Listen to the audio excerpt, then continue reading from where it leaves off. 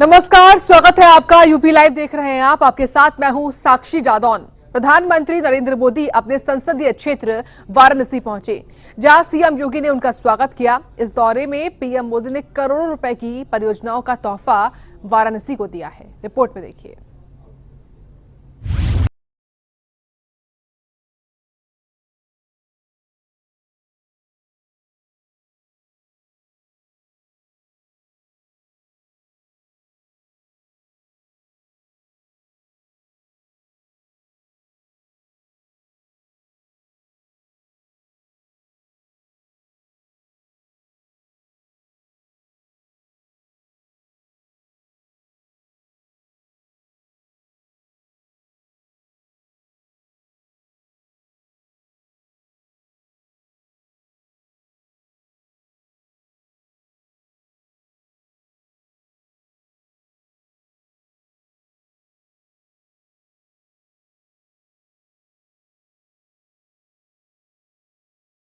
काशी होकर जो भी जाता है वो यहां के इंफ्रास्ट्रक्चर की, यहां की सुविधाओं की बहुत प्रशंसा करता है।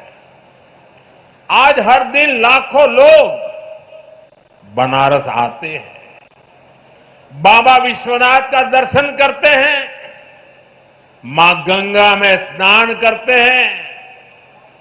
हर यात्री कहता है बनारस बहुत बदल गया है। कल्पना कीजिए, अगर काशी की सड़कें, यहां की रेल और एयरपोर्ट की स्थिति 10 साल पहले जैसी रहती तो काशी की हालत कितनी खराब हो गई होती। पहले तो छोटे छोटे त्योहारों के दौरान भी जाम लग जाता था। जैसे किसी को चुनार से आना हो और शिवपुरी जाना हो, पहले उसको पूरा बनारस घूमकर, जाम में फंसकर, धूल धूप में तपकर जाना पड़ता था। अब फुलवरिया का फ्लाईओवर बन गई हो। एक सेवक का नम्र प्रयास है। अब इलाज के लिए जमीन बेचने की जरूरत नहीं। अब इलाज के लिए कर्ज लेने की मजबूरी नहीं। अब इलाज के लिए दर दर भटकने की बेबसी नहीं। अपने इलाज के पैसा का चिंता मत करा। आयुष्मान कार्ड से आपके इलाज के पैसा अब सरकार दी। पीएम मोदी ने ये भी कहा कि उनकी सरकार का मकसद है कि काशी की पुरानी शान को बचाते हुए उसे नई ताकत दी जाए। इस परियोजनाओं से न सिर्फ वाराणसी बल्कि पूरे पूर्वांचल को फायदा होगा। जौनपुर और गाजीपुर के ग्रामीण क्षेत्रों के लोगों को आने जाने में और बलिया, मऊ, गाजीपुर जिलों के लोगों को एयरपोर्ट जाने के लिए वाराणसी शहर के भीतर से जाना होता था। घंटों लोग जाम में फंसे रहते थे। अब रिंग रोड से कुछ ही मिनट में लोग इस पार से उस पार पहुंच जाते हैं। साथियों, केहू के गाजीपुर जायके हो तो पहले कई घंटा लगत रहल। अब गाजीपुर, जौनपुर, मिर्जापुर, आजमगढ़, हर शहर में जाने का रास्ता, पहुंचने का रास्ता चौड़ा हो गया है। जहां पहले जाम था, आज वहां विकास की रफ्तार दौड़ रही है। अगले कुछ महीनों में जब ये सारे काम पूरे हो जाएंगे, जो बनारस में आवाजाही और भी आसान होगी, रफ्तार भी बढ़ेगी और कारोबार भी बढ़ेगा। इसके साथ साथ कमाई दवाई के लिए बनारस आने वालों को भी बहुत सुविधा होगी। और अब तो काशी में सिटी रोपवे का ट्रायल भी शुरू हो गया है। बनारस अब दुनिया के चुनिंदा ऐसे शहरों में होगा जहां ऐसी सुविधा होगी।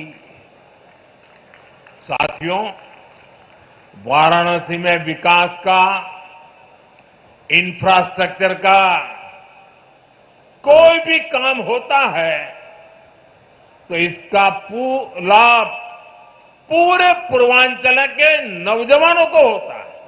पीएम का ये दौरा काशी के लिए नई उम्मीदों का तोहफा लेकर आया है। इन परियोजनाओं का फायदा आम लोगों तक जल्दी पहुंचेगा। काशी की तरक्की की ये रफ्तार बरकरार रहेगी। ब्यूरो रिपोर्ट, सूर्या समाचार।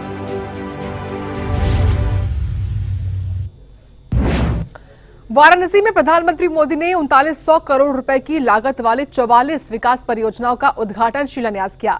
इस मौके पर सीएम योगी और राज्यपाल आनंदीबेन पटेल मौजूद रहीं। रिपोर्ट देखिए।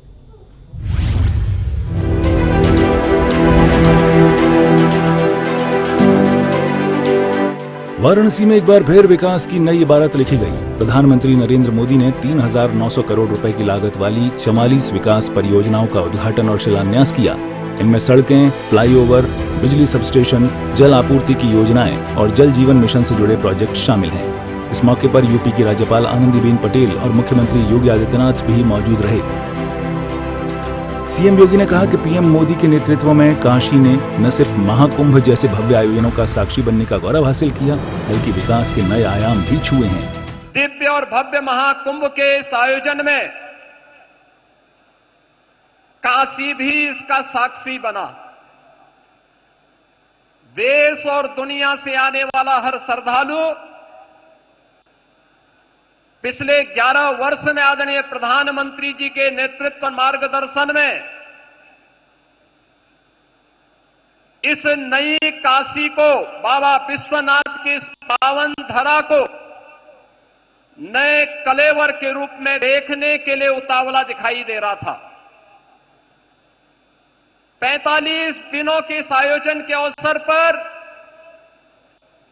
काशी में भी एक महासमागम श्रद्धालु जनों का, बाबा के भक्तों का दिखाई दे रहा था। और इस दौरान 3 करोड़ से अधिक श्रद्धा ने यहां पर आकर के बाबा विश्वनाथ के पावन धाम में दर्शन करके पुण्य के भागीदार बने थे। महाकुंभ की सफलता, उसकी भव्यता और उसकी दिव्यता आदरणीय प्रधानमंत्री जी आपके मार्गदर्शन और नेतृत्व में एक नई ऊंचाई को छूता हुआ दिखाई दिया है। यह सब संभव हुआ है स्वच्छता के प्रति आपके द्वारा पहले दिन से दी गई जो गाइडलाइन थी, सुरक्षा के प्रति सतर्कता के बारे में आपके निर्देशों का पालन करके और नमामि गंगे परियोजना के बाद वह हर श्रद्धालु जिसने भी मां गंगा, यमुना और मां सरस्वती की त्रिवेणी में डुबकी लगाया, अपने आप को अभिभूत होता हुआ पा रहा था। इस दौरान सीएम योगी ने कहा कि पहले काशी को संकीर्ण गलियों और जाम के लिए जाना जाता था, लेकिन पीएम मोदी के नेतृत्व में आज काशी की तस्वीर पूरी तरह बदल गई है। ये वही काशी है जो संकरी गलियों के लिए जानी जाती थी, अपने जाम के लिए जानी जाती थी। काशी शिक्षा की प्राचीन केंद्र रही है, लेकिन अस्त व्यस्त पड़े हुए शिक्षा के इन केंद्रों को शिक्षा के लिए, स्वास्थ्य के लिए, पर्यटन के लिए, कनेक्टिविटी के लिए पिछले 11 वर्ष में आपके नेतृत्व और मार्गदर्शन में 50,000 करोड़ रुपए से अधिक की परियोजनाएं ले आई हैं। काशी में आज आपके कर कमलों से लगभग 4,000 करोड़ रुपए की परियोजनाओं का लोकार्पण और शिलान्यास भी आज आपके द्वारा पुनः काशी को प्रदान की जा रही है। इसके लिए आपका हृदय से आभार व्यक्त करते हैं। आयुष्मान भारत एक गरीब को स्वास्थ्य की सुविधा उपलब्ध करवाने में मील का पत्थर साबित हुई है। देश के अंदर 50 करोड़ से अधिक लोग, उत्तर प्रदेश में 10 करोड़ से अधिक लोग इस योजना से सीधे सीधे लाभान्वित हुए हैं। और उत्तर प्रदेश में ही नहीं बल्कि देश के अंदर अब तो वह वंदना योजना कार्ड के माध्यम से 70 वर्ष से ऊपर के प्रत्येक बुजुर्ग को 5 लाख रुपए स्वास्थ्य सुविधा आपने प्रदान की है। और काशी में अब तक 50,000 से अधिक बुजुर्गों ने इसका कार्ड भी बनाया है। आज उस कार्यक्रम में आपके कर कमलों से कुछ कार्ड जारी होने जा रहे हैं। इसके लिए भी आपका हृदय से आभार व्यक्त कर रहे हैं। ये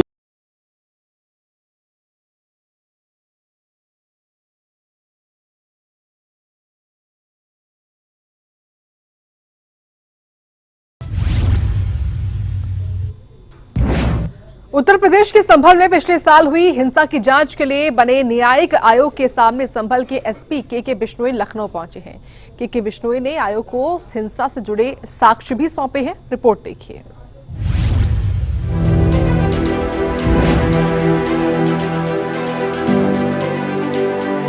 मामला 24 नवंबर 2024 का है, जब संभल की शाही जामा मस्जिद में भारतीय पुरातत्व विभाग के सर्वे के दौरान बड़ा बवाल हो गया था। कोर्ट के आदेश पर यह सर्वे हो रहा था, लेकिन कुछ लोगों ने इसका विरोध किया। देखते ही देखते पथराव और हिंसा शुरू हो गई। हंगामे में 4 लोगों की जान चली गई और कई लोग घायल हुए, जिनमें पुलिस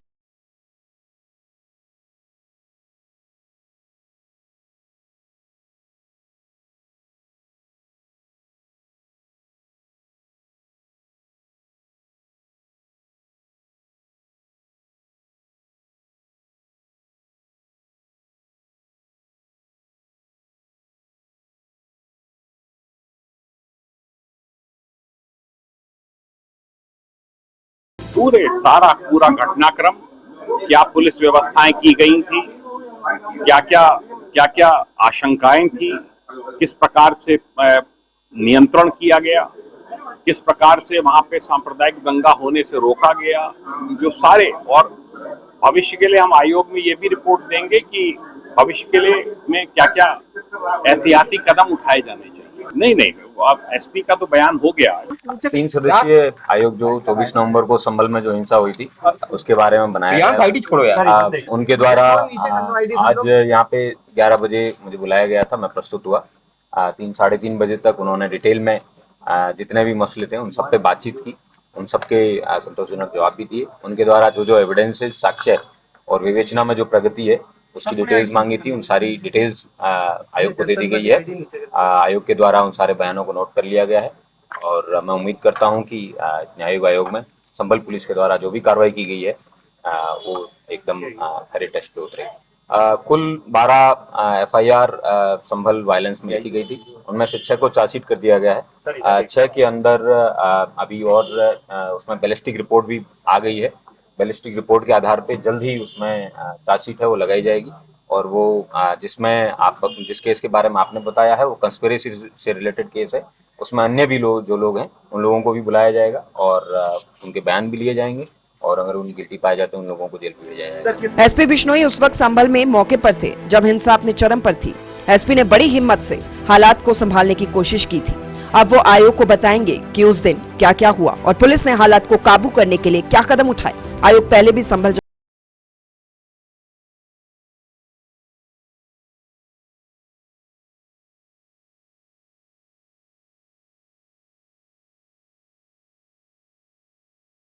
रिपोर्ट। महाकुंभ में भगदड़ की घटना जांच के लिए बने न्यायिक आयोग के सामने लखनऊ में केंद्रीय अस्पताल के डॉक्टर और पीड़ित पेश हुए। आयोग ने हर छोटी बड़ी बात पर गहराई से पूछताछ की है। रिपोर्ट देखिए।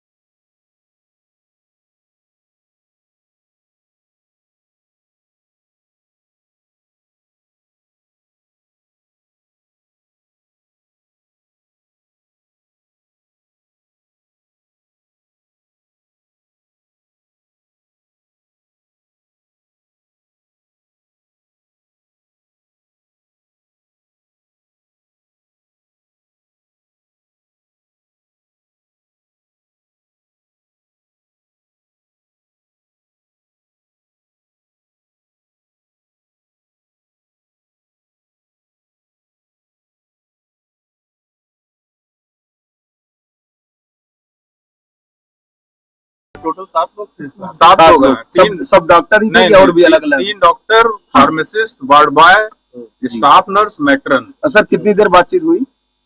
करीब आधा घंटा एक व्यक्ति से बातचीत हुई। और कितने लोग थे सर कमेटी में जो लोग आपसे बात रिकॉर्ड कर रहे हैं? कमेटी में वहां पर मेन डायस पे 3 लोग थे जी, और बाकी 2 लोग और थे जो लिखवा रहे थे जी। किसी को पहचानते हैं सर? नहीं, मैं किसी को नहीं। सर क्या सवाल किए गए? आप सवाल क्या पूछे गए? अस्पताल में इमरजेंसी से संबंधित सवाल थे कि कितने लोग आए, कितने लोग किस तरीके के मरीज आए। कुछ सूची वगैरह भी पूछे, कितने लोग डेथ हुए, कितने घायल थे, कुछ ऐसा पूछे थे आप लोगों से? सूची के बारे में पूछा गया लेकिन वो हमारे रिकॉर्ड में नहीं है जी जी। तो रिकॉर्ड उन्होंने मंगवाया है, कहा है कि रिकॉर्ड के लिए उन्होंने बोला है, सम्मन किया है कि जो संबंधित अधिकारी हैं। कितनी देर रहे सर? आप कब आ गए थे यहाँ पे? हम लोग सवेरे 10 बजे आ गए थे यहाँ पे। और कब शुरू हुई पूछताछ? पूछताछ शुरू हो गई थी आने के 10 मिनट बाद ही, 10:15 बजे तक। और कब तक हुई, कितनी देर हुई? सबका अलग अलग हो रहा है। सबका कितने मिनट हुआ, कितने मिनट लिया गया? इसमें जो पीड़ित वर्ग है उनको भी बुलाया गया था, पहले उन्हीं के बयान हुए हैं। अच्छा, पीड़ित वर्ग भी आए थे? कितने लोग आए थे? 5 या 6 लोग दिख रहे थे वहाँ पर। पीड़ित लोग भी आए थे। आयोग का मकसद है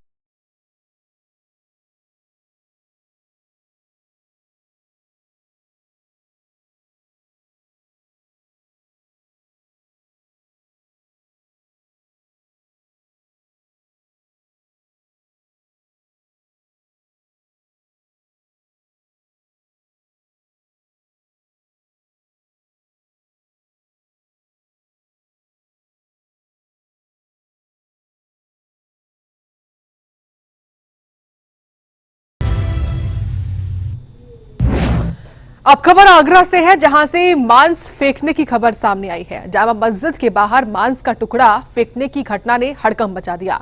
पुलिस ने इस मामले में एक युवक गिरफ्तार किया है और इलाके में सुरक्षा बढ़ा दी गई है। पूरी खबर रिपोर्ट में देखिए।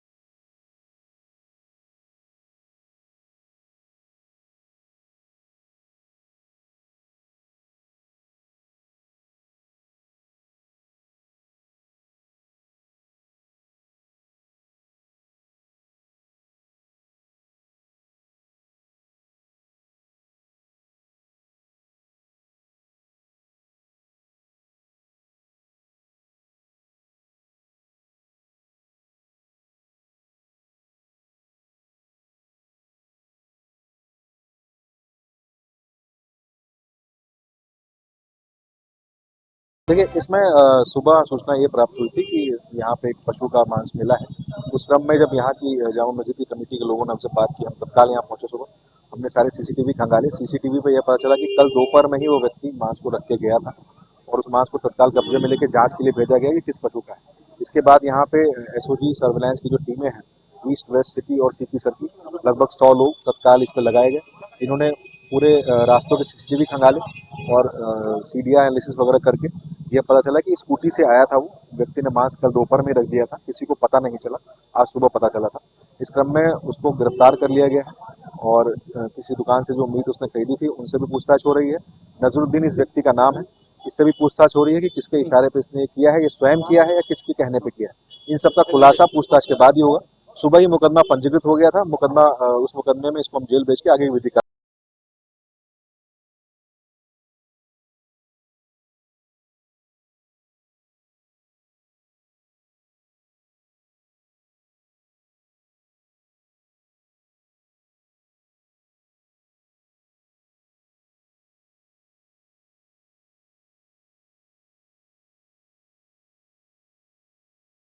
समाचार।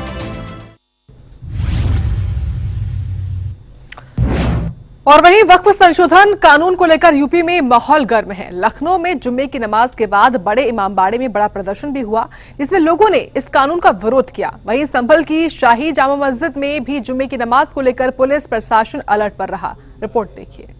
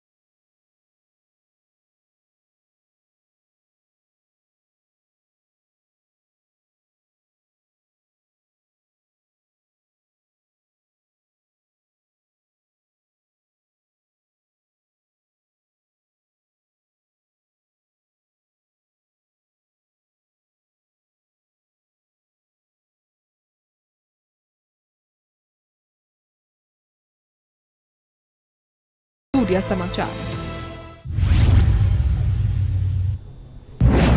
यूपी लाइव में इतना ही। आप देखते रहिए सूर्या समाचार।